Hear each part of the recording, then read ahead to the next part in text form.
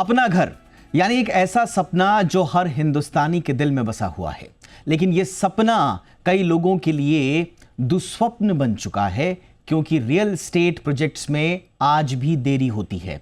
हमारे यहाँ रेरा को अस्तित्व में आए 8 साल पूरे हो चुके हैं, लेकिन उसके बावजूद आज भी लाखों लोगों को अपने घर नहीं मिलते।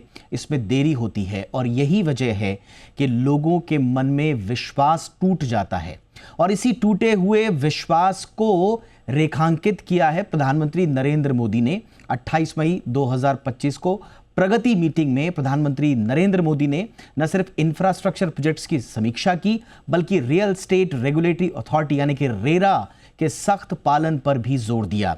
तो क्या प्रधानमंत्री नरेंद्र मोदी भी इस बात को मान रहे हैं कि रेरा के अस्तित्व में आने के बाद जो अपेक्षा रेरा से की जानी चाहिए थी, उन अपेक्षाओं पर अभी रेरा पूरी तरह से खरा नहीं उतरा है?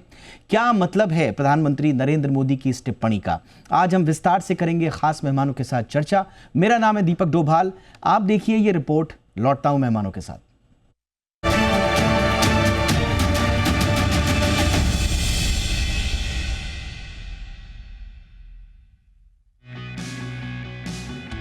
सिर पर एक छत का सपना पूरा करते करते भारत में आज भी कई लोगों की एड़ियां घिस जाती हैं। कारण साफ है, सरकार के नियम और रेरा जैसी संस्थाएं आज भी लोगों को इंसाफ दिलाने में नाकाम रही हैं। आखिर क्यों, ये सवाल अब खुद प्रधानमंत्री नरेंद्र मोदी पूछ रहे हैं। 28 मई को प्रगति मीटिंग में उन्होंने 62,000 करोड़ रुपए से ज्यादा के 3 बड़े इंफ्रास्ट्रक्चर प्रोजेक्ट की समीक्षा की। ये प्रोजेक्ट्स रोड ट्रांसपोर्ट, पावर और वाटर रिसोर्स से जुड़े थे। पीएम ने जोर देकर बड़ी अहम बात कही, प्रोजेक्ट में देरी न सिर्फ पैसों की बर्बादी करती है, बल्कि देश के नागरिकों को बुनियादी सुविधाओं से वंचित रखती है। और इसी के साथ पीएम मोदी ने खास जिक्र किया अटके हुए हाउसिंग प्रोजेक्ट्स और आदमी के टूटे हुए विश्वास का। पीएम ने उदाहरण दिया उत्तर प्रदेश का, जहां देश की 18% रेरा शिकायतें आती हैं, वहीं रजिस्टर्ड प्रोजेक्ट सिर्फ 2.5% है। ये संख्या बताती है कि समस्या कितनी गहरी है। पीएम ने इस बात पर जोर दिया कि रेरा के नियमों का सख्त पालन होना चाहिए, क्योंकि यही एक रास्ता है हाउसिंग मार्केट में विश्वास वापस लाने का। अब सवाल यह है कि रेरा क्या है? रियल एस्टेट रेगुलेशन और डेवलपमेंट एक्ट 2016 या रेरा एक ऐसा कानून है जो 2017 में मोदी सरकार ने लागू किया था। रेरा का उद्देश्य होम बायर्स को धोखाधड़ी से बचाना, प्रोजेक्ट्स को समय पर पूरा करना और रियल एस्टेट सेक्टर में निवेश को बढ़ावा देना था। अगर बिल्डर रेरा के नियमों का पालन नहीं करता तो उस पर 10% प्रोजेक्ट कॉस्ट का जुर्माना या 3 साल तक की जेल हो सकती है। लेकिन क्या ये अपने उद्देश्य में पूरी तरह से सफल हुआ? जवाब है नहीं। इसके पीछे के कई कारण हैं, जैसे बिल्डर्स का रजिस्ट्रेशन ना करवाना। कई बिल्डर्स अपने प्रोजेक्ट्स रेरा के साथ पंजीकृत नहीं करते। यूपी में, जैसा कि पीएम ने बताया, रजिस्टर्ड प्रोजेक्ट्स की संख्या बहुत कम है, जबकि शिकायतों का प्रतिशत बहुत ज्यादा है। ये दिखाता है कि नियम लागू करने में कमी है। इसके अलावा रेरा अथॉरिटीज आदेश तो जारी करती हैं, लेकिन उसका पालन नहीं होता। कई डेवलपर्स मुआवजा या कब्जा देने में देरी करते हैं या बिल्कुल नहीं देते। रेरा का इम्प्लीमेंटेशन हर राज्य में समान नहीं है। महाराष्ट्र, गुजरात और कर्नाटक में तो काफी हद तक ठीक काम हुआ है, लेकिन कुछ राज्यों में अभी भी इसे और बेहतर होने की जरूरत है। कई राज्यों में तो रेरा अभी लागू ही नहीं हुआ। एक बड़ी दिक्कत यह है कि जो प्रोजेक्ट्स रेरा के लागू होने से पहले शुरू हुए और अभी तक अधूरे हैं, ऐसे प्रोजेक्ट्स के लिए कोई स्पष्ट समाधान नहीं है। साथ ही रेरा अथॉरिटीज और शहरी स्थानीय निकायों जैसे नगर पालिका निगमों के बीच समन्वय की कमी भी एक बड़ी समस्या है। इस वजह से कब्जे के प्रमाण पत्र और अनुमोदन में देरी होती है। और आखिर में कर्मचारियों और संसाधनों की कमी की बात करें तो कई राज्यों में रेरा अथॉरिटीज और अपीलेट ट्रिब्यूनल के पास कर्मचारी और संसाधनों की कमी है, जिससे शिकायतों का समय पर समाधान नहीं हो पाता। ऐसा नहीं है कि रेरा के आने के बाद बिल्कुल काम नहीं हुआ है। संस्था के आने से कुछ सुधार जरूर हुए हैं, मसलन जैसे कार्पेट एरिया के आधार पर प्राइसिंग और एस्क्रो अकाउंट के जरिए फंड्स के दुरुपयोग को रोकना। लेकिन फिर भी होम बायर्स के लिए न्याय अभी भी एक लंबी लड़ाई है। उम्मीद है कि पीएम मोदी की हिदायत के बाद अब आम आदमी के इंसाफ की लड़ाई और मजबूत होगी। ब्यूरो रिपोर्ट, जी मीडिया। स्वागत करते हैं खास मेहमानों का। हमारे साथ जुड़ चुके हैं मंदिरंजन हीरानंदानी जी, चेयरमैन हैं नरेटको के। बहुत बहुत स्वागत है हीरानंदानी सर आपका हमारे शो पे। हमारे साथ हैं सुधीर कृष्णा जी, पूर्व सचिव हैं शहरी विकास मंत्रालय के। बहुत बहुत स्वागत है सुधीर सर आपका हमारे शो पे। और हमारे साथ हैं अभय उपाध्याय जी, मेंबर हैं CAC रेरा के। बहुत बहुत स्वागत है अभय सर आपका भी हमारे शो पे। इनफैक्ट मैं सुधीर सर, आपसे चर्चा की शुरुआत कर रहा हूं और दो इंपॉर्टेंट कोट्स जो हैं प्रधानमंत्री नरेंद्र मोदी के।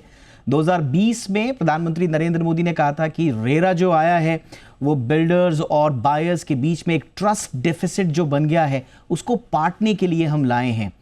काफ़ी उम्मीद ज़दा थे वो उस वक्त, और कल का जो हमने उनका स्टेटमेंट सुना है, अब हम ये तो नहीं कहेंगे कि पूरी तरह से डिससेटिस्फैक्शन है, बट यस, ऐसा लगता है कि प्रधानमंत्री नरेंद्र मोदी रेरा से उतने खुश नहीं है जितनी उनको उम्मीदें थी। ये जो जर्नी है सर रेरा की, हमने 8 साल भी अभी पूरे किए हैं, क्या ऐसी प्रॉब्लम्स हैं कि प्रधानमंत्री नरेंद्र मोदी को भी ये कहना पड़ा कि राज्यों को कि भाई आप आइए और रेरा में रजिस्ट्रेशन करवाइए? आज भी प्रधानमंत्री को कहना पड़ रहा है जी। थोड़ी समस्या, जैसे आपने पहले अनाउंस किया था, स्टेटमेंट दिए थे कि रेरा के आने से सुधार हुए हैं, ये भी बात है, बहुत सुधार हुए हैं। कारपेट एरिया का जो बेसिस अडॉप्ट हो गया है वो बहुत बड़ा अचीवमेंट अपने में है। बहुत ट्रांसपेरेंसी भी आई है, रेरा के पोर्टल पे बहुत सुविधाएं हैं। डेवलपर्स को भी बहुत से अप्रूवल जो है वो डिजिटलाइजेशन की वजह से रेरा के बहुत जल्दी मिल रहे हैं, पहले से बेहतर हैं। लेकिन ये सब होने के बावजूद समस्याएं हैं अपनी जगह पर, और उसके मूलभूत पे जाना पड़ेगा। मेरे ख्याल से रेरा अथॉरिटी बनना अपने में एक माइलस्टोन है ज़रूर, लेकिन मेरे अंदाज से दो मूलभूत समस्याएं हैं जिन पर ध्यान देने की बहुत ज़रूरत है। पहला यह है कि रेरा अथॉरिटी को सुदृढ़ करना होगा, क्योंकि डेवलपर का और उसकी प्रोजेक्ट का असेसमेंट करना अपने में बहुत बड़ा काम है। उसका अप्रेजल करना, डेवलपर की कैपेसिटी कि वो कर पाएगा कैसे प्रोजेक्ट को, और उसमें बहुत से डायमेंशन हैं, उसको ध्यान देने की ज़रूरत है। और उसके अलावा जब प्रोजेक्ट चल पड़ी है तो मॉनिटरिंग करना, प्रोजेक्ट को मॉनिटर करना भी बहुत काम है कि वो समय से चल रहा है कि नहीं, क्वालिटी और टाइमलाइन वाइज उसको देखने के लिए भी रेरा को मॉनिटर करना पड़ेगा, जिसके लिए कि उनको बहुत स्टाफ चाहिए, बहुत सुदृढ़ करना पड़ेगा, जो कि बहुत सी स्टेट में अभी करना बाकी है। तो एक तो बहुत आवश्यकता इस बात की है, और दूसरा ये है कि केवल रेरा के आने से समस्याओं का सलूशन हो जाएगा। हाउसिंग के जो भी चैलेंजेस थे वो मेरे ख्याल से संभव नहीं है इस देश में, क्योंकि डेवलपर को भी बड़ी चैलेंजेस बहुत से आते हैं। तो public private partnership in housing sector, इस पर हमको बहुत ध्यान देने की ज़रूरत है। जो अभी तक हो रहा है कि गवर्नमेंट इज़ अ रेगुलेटर, कहीं कहीं government is a developer also, housing board है या डेवलपमेंट अथॉरिटी है, वो घर बनाते भी हैं, और कहीं उसके लिए भी मार्ग बनाए गए हैं पब्लिक प्राइवेट पार्टनरशिप के, लेकिन उसको और तवज्जो और पुश करने की ज़रूरत है। जैसा मैं हीरानंदानी सर आपके पास आऊँगा। जैसा सर मैंने कहा कि एज एन इंस्टीट्यूशन उन्होंने क्रिटिसाइज तो नहीं किया है, स्वाभाविक है कि नहीं भी करेंगे रेरा को, बट एक डिससेटिस्फैक्शन ज़रूर शो हुआ है। और उन्होंने जो कल चीफ सेक्रेटरीज को रेरा की परफॉर्मेंस मंथली रिव्यू करने के आदेश दिए हैं, ऐसा लगता है कि वो स्ट्रेस कर रहे हैं कि that there is a need for accountability at state level. Number 2, जो उन्होंने टाइमली ग्रीवांस रिडर्सल पर फोकस किया है, तो ऐसा लगता है कि क्वालिटी एंड टाइमलीनेस से वो अभी खुश नहीं हैं। अब देश के प्रधानमंत्री अगर देश की सबसे बड़ी संस्था जो होम बायर्स में विश्वास बहाली के लिए जिसका अस्तित्व में आया था, जिसका गठन किया गया था, अगर प्रधानमंत्री खुश नहीं हैं, अगर देश की सुप्रीम कोर्ट, कई मर्तबा सुप्रीम कोर्ट के बड़ी सख्त टिप्पणियां आई हैं सर, तो फिर एक आम होम बायर फिर क्या अपेक्षा करे? हीरानंदानी सर। दीपक जी, आपकी बात सही है, प्रधानमंत्री जो व्यक्त किया है वो सही बात है, लेकिन पूरे देश में ऐसे बात नहीं है। महाराष्ट्र जैसे स्टेट्स में देखा जाए तो हमारे पास 50,000 से ज्यादा रजिस्ट्रेशंस प्रोजेक्ट्स के हुए हैं। हमारे पास महारेरा में 28,000 के आसपास कंप्लेंट्स आए हुए हैं और 21,000 को डिस्पोज भी कर दिए हैं। उनके एग्जीक्यूशन के लिए कुछ प्रॉब्लम थे, तो इसलिए देवेंद्र फडणवीस ने दूसरे ऑर्डर किए और ऑफिसर्स को किया है कि इसको सब एग्जीक्यूशन के लिए और भी कुछ 15 के 25 ऑफिसर्स नए लागू किए हैं कि उसको एग्जीक्यूट किया है। तो मेरे अंदाज से कोई स्टेट्स में है जहां महारेरा जैसे स्टेट है, और दूसरे 2-3 स्टेट्स भी हैं जहां रेरा की इम्प्लीमेंटेशन सख्त तरह से हो रही है, और मेरे अंदाज से काफी प्रोग्रेशन हो गया है। लेकिन प्रधानमंत्री जी सिर्फ 1-2-3 स्टेट्स की बात नहीं कर रहे हैं, पूरे देश के बारे में बात कर रहे हैं, और उनकी बात सही है। हम देख रहे हैं कि काफी स्टेट्स में प्रोजेक्ट्स रजिस्टर ही नहीं हुए, और उनके एडवर्टाइजमेंट जो हो रहे हैं वो बिना रजिस्ट्रेशन के हो रहे हैं, उनके सेल भी बिना रजिस्ट्रेशन हो रहे हैं। और कहां कहां तो ऐसे बता जाए कि जो अग्रीमेंट्स रजिस्टर हो रहे हैं वो भी बिना रेरा की रजिस्ट्रेशन नंबर के हो रहे हैं। लेकिन वो महारेरा महाराष्ट्र में नहीं होता है तो है। लेकिन जो बात है वो आज की तारीख में, are we happy with RERA? 8 साल के बाद हम संतुष्ट हैं कि नहीं रेरा से?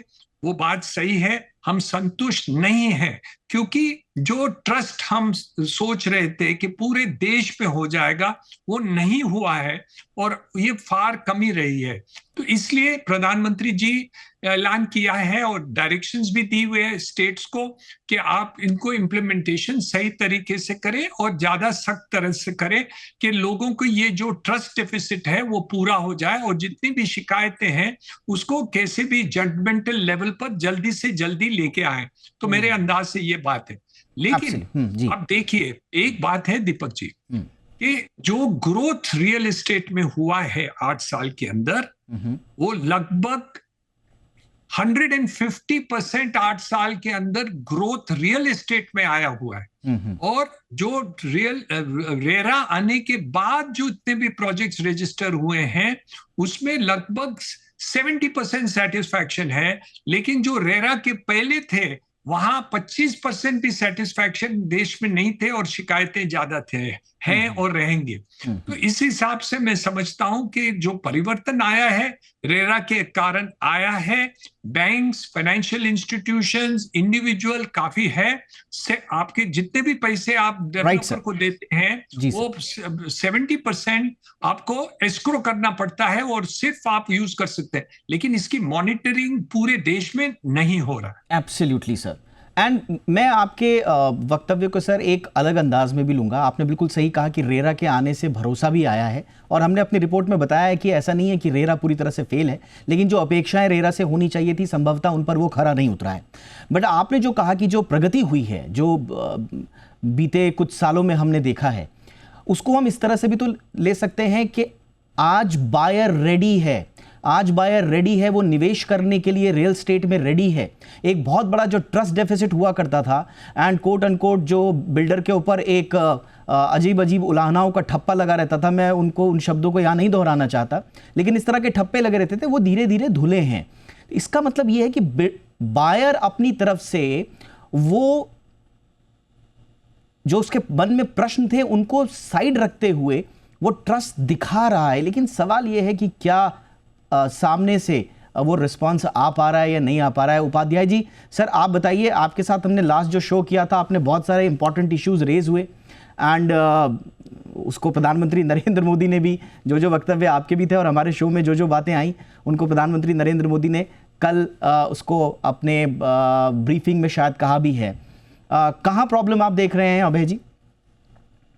दीपक जी देखिए, पहला तो जैसा आपने कहा कि हम लोगों ने लास्ट टाइम जो प्रोग्राम किया था उसमें एक रेटिंग भी दी गई थी और मेरी रेटिंग पास की थी। मैंने भी कहा था 33-34% मार्क्स मिल रहे हैं, तो पास तो हमने भी किया था। लेकिन क्या ये पास होने से कंप्लीट हो गया, हम लोग सब सेटिस्फाइड हो गए? ऐसा नहीं है। और जो बात हमने उस समय उठाई थी, अगर आप देखेंगे प्रधानमंत्री जी ने 3 मुख्य बिंदुओं पे बात की है। पहला उन्होंने कहा है कि mandatory registration of eligible real estate project, मतलब जितने भी प्रोजेक्ट हैं उनको मैंडेटरी उनका रजिस्ट्रेशन होना चाहिए। दूसरा उन्होंने है कि क्वालिटी एंड टाइमली डिस्पोजल होना चाहिए जो कंप्लेन आ रहा है, और वो डिस्पोजल इस बात को इंश्योर करे कि जस्टिस हो और वो जस्टिस फेयर हो। ये मतलब आप देखिए, इस बात में पूरी बात उन्होंने कह दी। इसका मतलब उन्होंने ये कह दिया कि उनको संशय है, और जिसकी बात बार बार हम लोग ये कह रहे थे। और तीसरी बात जो उन्होंने कही कि सारे के सारे जो रेरा के प्रोविजन है वो बहुत क्रिटिकल है, उनको इन्फोर्स करना इन लेटर एंड स्पिरिट, अभी लोगों का जो विश्वास है उस सेक्टर में वापस आएगा। अब इन 3 पिलर को अगर आप देखें, जो रेरा के 3 पिलर हैं, उन तीनों पर अगर प्रधानमंत्री जी खुद सवाल उठा रहे हैं, तो इसका मतलब ये है कि प्रधानमंत्री जी कहीं ना कहीं जो बात हम लोग बार बार उठा रहे थे, जो बात सुप्रीम कोर्ट बार बार कह रहा था, उस बात से वो सहमत है। डेफिनेटली उन्होंने फीडबैक लिया होगा, बिना फीडबैक के कोई बात नहीं करते। और इन बातों को कह के उन्होंने पूरी रेरा की व्यवस्था, रेरा की कार्य प्रणाली जो है और रेरा का जो मैकेनिज्म है जो जस्टिस देने का, उस सभी पर स्विच लगा दिया। अब हम लोग देखिए, आप उसको जस्टिफाई ये कह के कर दीजिए कि महाराष्ट्र में बहुत अच्छा है, उन्होंने खाली उत्तर प्रदेश का एग्जाम्पल दिया। मैं कभी नहीं कहता कि किसी एक स्टेट ने बहुत अच्छा किया, ये मैं आपको आज बता रहा हूँ, और बहुत जिम्मेदारी के साथ ये कह रहा हूँ कि आज आप देखिए महाराष्ट्र में भी अगर आप इनका रजिस्ट्रेशन का डॉक्यूमेंट देखेंगे तो इनके रजिस्ट्रेशन के डॉक्यूमेंट जो है वो एक्सपायर्ड मिले, जो रजिस्ट्रेशन हो गया। इसका मतलब महाराष्ट्र रेरा ने भी एक्सरसाइज नहीं की कि जो डॉक्यूमेंट के बेसिस पे रजिस्ट्रेशन हो रहा है उसको चेक किया जाए। जो फैसिलिटीज एमिनिटीज जो इनके रेरा में दिखाई जा रही है, वो इनके एग्रीमेंट फॉर सेल जो साइट पे लगे हुए इनके वेबसाइट में, महाराष्ट्र रेरा के वेबसाइट में, वो उससे मैच नहीं कर रहे हैं। आप सोचिए, जो मतलब जो प्रॉब्लम, मैं एग्जांपल दे रहा हूँ फिर से, मैं महाराष्ट्र को कोई ये नहीं कर रहा हूँ कि वहां पे गलती हो रही है, लेकिन ये जो एक भ्रम बनाया जा रहा है कि सब कुछ महाराष्ट्र में सही है और खाली उत्तर प्रदेश में गलत है, मैं इस बात पे आपको कह रहा हूँ कि सारी जगह में प्रॉब्लम है। और प्रधानमंत्री जी ने एकदम सही बात कही कि एक एक प्रोविजन को, आज आप देखिए जब कोई जा रहा रिफंड लेने तो अथॉरिटी अपने मन से ऑर्डर कर दे रही है और कहती है कि नहीं नहीं, अगर मैं रिफंड दे दूंगा तो प्रोजेक्ट डिले हो जाएगा। अथॉरिटी को ये नहीं पावर है, अथॉरिटी को केवल रेरा के हिसाब से उसको ऑर्डर पास करना है। आज अथॉरिटी, आप देखिए, नोटेड सर, मैं एक छोटे से ब्रेक के लिए रुकता हूं सर, मैं ब्रेक के उस पार आऊंगा और थोड़ा सा हम इसको और डीप जाकर थोड़ा और एनालाइज करने की कोशिश करेंगे कि एग्जैक्टली प्रॉब्लम आ कहां पे रही है। क्या रेरा की कमजोरी, रेरा में वर्कफोर्स का अभाव, रेरा के लिए क्या कोई फंड की प्रॉब्लम है, दिक्कत कहां है? और रेरा से अलावा भी एक छोटा सा और इसमें एक नया अध्याय जोड़ने की कोशिश करेंगे।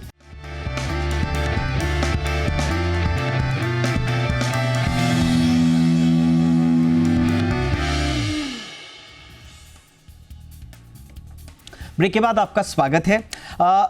निरंजन सर, आपके पास आ रहा हूं सर मैं। सर, हम कई बार एक पक्ष ये भी है हमारी इस पूरी चर्चा का, इनफैक्ट इस बारे में जब जब चर्चा होती है कि ऐसा लगता है कि होम बायर्स को अगर समय पर घर नहीं मिल रहा है तो फिर सारी की सारी बहस जो है वो कंसंट्रेट हो जाती है रेरा पर आकर।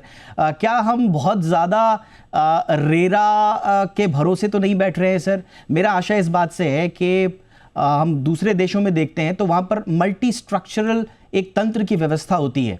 यूके में कंज्यूमर प्रोटेक्शन के साथ साथ ओम्बुड्समैन मॉडल भी है। यूनाइटेड स्टेट्स में हम देखते हैं कि स्टेट लेवल रेगुलेशंस के साथ एस्क्रो प्रोटेक्शंस जैसे हैं। वहाँ पर रेगुलेशंस के बहुत सारे मैकेनिज्म हैं, चेक्स एंड बैलेंसेस कई लेवल्स पे होते हैं। क्या हमारे देश में भी सर अपार्ट फ्रॉम रेरा बाकी सब तंत्र को भी दुरुस्त करने की आवश्यकता है? क्या इससे काम बनेगा सर, या सिर्फ रेरा के भरोसे बैठना ठीक है? इसमें 3 पगले हैं। पहले पगला है लोकल सरकार और लोकल अथॉरिटी, उसके ऊपर काफी निर्भर होता है, क्योंकि सब लैंड स्टेट सब्जेक्ट है और लोकल अथॉरिटी के पास सब परवानगी और परमिशन के साधन उनके हाथ में होता है। तो उनके भी एक रिस्पॉन्सिबिलिटी रहती है कि वो कैसे इसके साथ सहमत दे कि जो प्रॉब्लम्स आ रहे हैं कंस्ट्रक्शन इंडस्ट्रीज के उसको पूरा कर दे। और उसमें काफी लोकल अथॉरिटीज जितने भी जुड़ जाते हैं वहां प्रॉब्लम्स बहुत ही कम रहते हैं। जहां लोकल अथॉरिटीज की कोऑपरेशन नहीं रहती तो फिर जो प्रॉब्लम्स रियल एस्टेट के नहीं, सब प्रॉब्लम्स, इंफ्रास्ट्रक्चर के प्रॉब्लम्स हो, दूसरे प्रॉब्लम्स हो, सीवरेज के प्रॉब्लम्स हो, पानी की सुविधाएं हैं, वो सब में प्रॉब्लम आते हैं और फिर नेचुरली घर गृहस्थी में भी फर्क आ जाता है। वो पहली बात है। दूसरी बात है कि रेरा के साथ साथ कंज्यूमर प्रोटेक्शन एक्ट भी है, लेकिन जितनी स्टडी रेरा की अथॉरिटीज कर सकते हैं रियल एस्टेट के बारे में, वो कंज्यूमर प्रोटेक्शन अथॉरिटी नहीं कर सकते। उनके पास इतना साधन नहीं है जितना रेरा की स्टडी और क्वालिफिकेशंस रहती है और जो इंफ्रास्ट्रक्चर हमने बनाया है।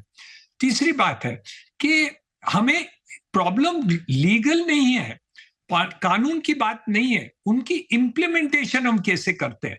जैसे हम आईटी एनेबल्ड सिस्टम लगाए हैं, महारेरा में हम कंप्लेंट्स रेजोल्यूशन का भी कंसिलिएशन सिस्टम किया हुआ है और लगभग 35% जितने भी केसेस कंसिलिएशन को रिफर किए, माना जुडिशियल इंटरवेंशन नहीं, कंसिलिएशन, जहां कंसिलिएशन बॉडी डेवलपर्स और जो परचेसर हो रहे, और वहां लगभग 30-35% प्रॉब्लम्स वहां ही सॉल्व हो जाते हैं। तो इसलिए वहां केसेस बहुत ही रिफर हो रहे हैं। महाराष्ट्र में तो काफी हुए हैं और काफी सॉल्व भी हुए।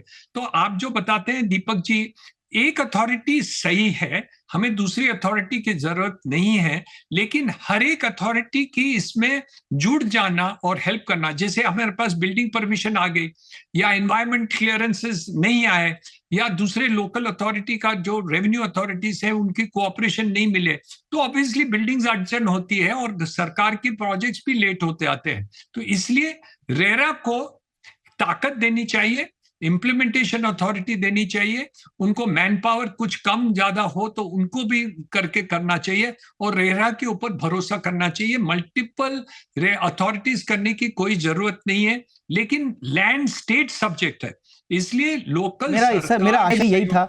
Yes sir, sorry to interrupt sir, मैं सुधीर सर के पास अब जा रहा हूँ। ये जो मल्टी लेयर्ड जो I mean sir, Sudhir sir आप भी थोड़ा सा बताइए, क्योंकि एक तो लैक मतलब इंडस्ट्री का स्टेटस हमारे पास नहीं है रियल एस्टेट सेक्टर के लिए, उसमें फिर बहुत सारे रेस्ट्रिक्शंस आ जाते हैं डेवलपर्स में, अफोर्डेबल फाइनेंसिंग से लेकर हाई इंटरेस्ट लोन से लेकर, इन सब के इश्यूज भी कहीं ना कहीं बहुत सारे प्रोजेक्ट्स के पूरा होने में आड़े आते हैं। लैंड एक्विजिशन का जो सर ने इशू उठाया, ये बड़ा कॉम्प्लेक्स है हमारे देश में। लैंड एक्विजिशन प्रोसेस, डिस्प्यूट्स और रेगुलेटरी हर्डल्स अलग हैं, फिनेंशियल मिसमैनेजमेंट अलग हो जाते हैं, और हम देखते हैं कि रेरा के पास इनमें से बहुत सारी चीज़ें रेरा के परिधि में नहीं है। तो ये मल्टी स्ट्रक्चरल प्रॉब्लम का सॉल्यूशन क्या सिर्फ एक एजेंसी हो सकती है, सुधीर सर? देखिए, रेरा के पास पावर दो तरह की हैं। एक तो कानून में उनके पास जो पावर है, उसके अलावा रेरा किसी डिपार्टमेंट को बुला के उनसे चर्चा करने में कोई उन्हें रोक नहीं सकता है। और मेरा ये कहना है कि रेरा को संबंधित सभी विभागों को बुला के समय समय पर मीटिंग करनी चाहिए और रिव्यू करना चाहिए प्रोजेक्ट का डेवलपर के साथ। एक तो पॉइंट ये, पहले मैं कह चुका हूँ कि रेरा के एडमिनिस्ट्रेटिव स्ट्रक्चर को भी सुदृढ़ करने की जरूरत है। वहाँ पर तो बहुत फ्रूगल स्टाफ है जो काम के डिस्प्यूट रेजोल्यूशन की नौबत नहीं आनी चाहिए। बहुत सी उनके पास फोरम बनाए हैं जो कि कॉन्सिलिएशन के फोरम हैं, लेकिन वहाँ पर बात जाने की जरूरत नहीं होना चाहिए। उसके लिए system has to be improve within the RERA itself. Alright sir, sorry sir, sorry to interrupt, मेरे पास वक्त की कमी है, लेकिन आपने कहा कि रेरा के भीतर का ही सिस्टम और सुदृढ़ करना चाहिए, बाकी एजेंसीज की आवश्यकता नहीं है। अभय जी, जाते जाते, क्योंकि हमने देखा इतने काम के बावजूद सब कुछ रेरा अगर काम कर भी दे, उसके बाद हम इन्फोर्समेंट मैकेनिज्म देखते हैं तो कितने, मैं सिर्फ यूपी का एग्जांपल दे रहा हूं, बाकी जगह भी हो सकता है, वहां पर जो रिकवरी सर्टिफिकेट्स इशू हुए हैं वो सिर्फ 5% हुए हैं टोटल। तो अल्टीमेटली वीक इन्फोर्समेंट का इशू आ जाता है, एजेंसी को आप कितना भी सुदृढ़ कर लीजिए। वीक इन्फोर्समेंट तो हो ही रहा है, और वीक इन्फोर्समेंट केवल रिफंड के मामले में नहीं हो रहा है, पोजीशन के मामले में भी हो रहा है। और आप जो है बेतहाशा, जब भी कोई आए आपके पास में बिल्डर, तो आप उसको एक्सटेंशन दे देते हैं, तो उसके लिए सफर तो हम करते हैं ना, क्योंकि मेरे को बोला गया था कि एक पर्टिकुलर टाइम में डिलीवरी होगी और उसके बाद वो एक्सटेंशन मिलते जाता है बिल्डर को। तो ये सब जगह पे प्रॉब्लम है। लेकिन दीपक जी, मैं मूल बात एक कहना चाहता हूँ कि हम, आपने जो बात कही कि इसका समाधान क्या रेरा के पास है, तो मैं कहता हूँ कि रेरा के पास किसी को जाने की जरूरत ही क्यों पड़े। आज 8 साल हो गए, सब लोग इंट्रोस्पेक्शन क्यों नहीं करते हैं कि क्या बात है कि आज भी होम बायर को कंसिलिएशन में जाना पड़ता है। मैं कंसिलिएशन से खाली इतना कहना चाहता हूं कि अगर हिरन अंजलि साहब को लगता है कि कंसिलिएशन बहुत बढ़िया है, तो फिर रेरा की जरूरत ही नहीं। कंसिलिएशन अगर इतना इफेक्टिव है, और रेरा में हम लोग आज ये डिस्कशन कर रहे हैं कि रेरा इफेक्टिव नहीं है, तो क्या बात है कि कंसिलिएशन इफेक्टिव और रेरा फेल हो रहा है? ये बात का जवाब भी मिलना चाहिए हम लोगों को। तो लेकिन मेरा कहने का मतलब है कि हम लोग वहां तक पहुंचे कि रेरा तक किसी को जाने की जरूरत ही नहीं है।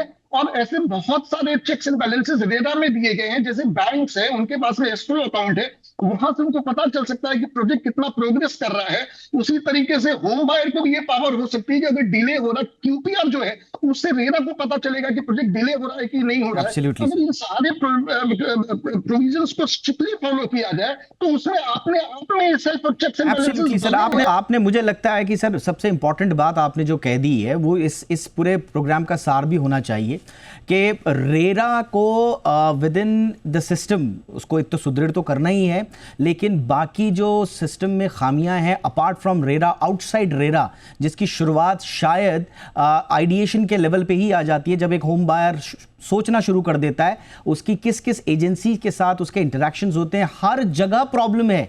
इसलिए उन हर जगहों को दुरुस्त करना पड़ेगा मेरे ख्याल से, तब जाकर हम होम बायर का वो ट्रस्ट वापस ला पाएंगे जिसकी प्रधानमंत्री नरेंद्र मोदी ने बात की है। बहुत बहुत धन्यवाद आप तीनों का वक्त निकालने के लिए।